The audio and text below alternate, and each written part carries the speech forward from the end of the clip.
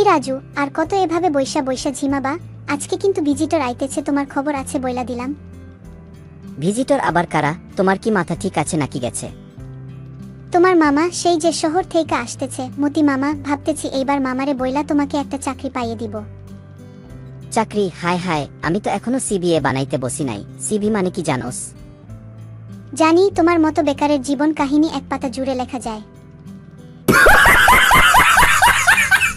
বউ, তুই না একদম কমেডির রাজকুমারী। কমেডি না, তোমারে মানুষ বানানোর চেষ্টা করি। আরে বাহ, রাজুরে দেখো, বিয়ের পর আর চিনতেই পারতেছি না আগে যেমন বেকার আছিলি, এখনো ঠিক তেমনই আছিস, তাই না রাজু? মামা, এইটা কোনো কথা বললা? বাসায় আসার সাথে সাথেই আমাকে অপমান করা শুরু করলা। না রে বেটা, এটা তো বাস্তবতা। মামা, আপনি আসছেন তো ভালো কথা। রাজুরে একটা কিছু কাজ দেন। আমি তো ভাবছি ওকে একটা অনলাইন কোর্সে ঢুকাই দিই। এই যে এই মায়েটারে আমার অনেক পছন্দ। রাজু শোন, তোরে একটা ইন্টারভিউতে বসাই, তবে একটা শর্ত আছে। আবার কি শর্ত মামা? সপ্তাহে একদিন তোরে গাধা সেজে গ্রামে ঘুরতে হবে। কি বললে? আমাকে গাধা সাজতে হবে? তোমার মাথা কি আসলেই গেছে মামা? আরে পাগল, এইটা তো প্র্যাকটিস। চাকরির নাম delivery man in animal costume.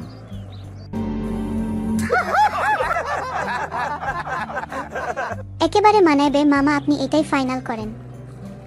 ওরে রুমা, আমার পোলারে দেখতেছি গাধা সেজে রাস্তায় রাস্তায় ঘুরতে, ঘটনা কি? আম্মা, ও এখন আধুনিক চাকরি করছে, গাধা সেজে পিৎজা ডেলিভারি দিচ্ছে। বাহ, আমি তো ভাবছিলাম গাধা শুধু খেতে পারে, এখন জানলাম চাকরিও করে। ব্যাপারটা তো অনেক মজার বুমা। হায় রে কপাল, মানুষ ডেলিভারি বয় হয় আর আমি হইছি গাধা বয়। এমনে চলতে থাকলে তো এলাকায় মুখ দেখাইতে পারবো না। আমাকে কিছু একটা ব্যবস্থা করতেই হবে।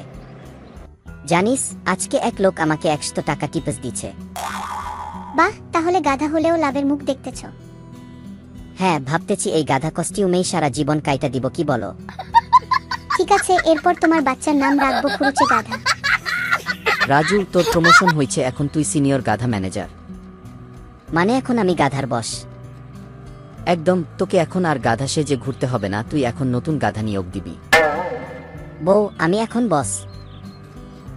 হ্যাঁ, কিন্তু তোমার অফিসের সবাই তোমারে এখনো গাধাই ডাকে, জানো তো? বন্ধুরা, জীবনে কিছু না পারলেও একটা কাজ মনে রাখবা, যদি গাধাও হও তাহলে গাধার অভিনয়টি স্মার্টলি কইরো।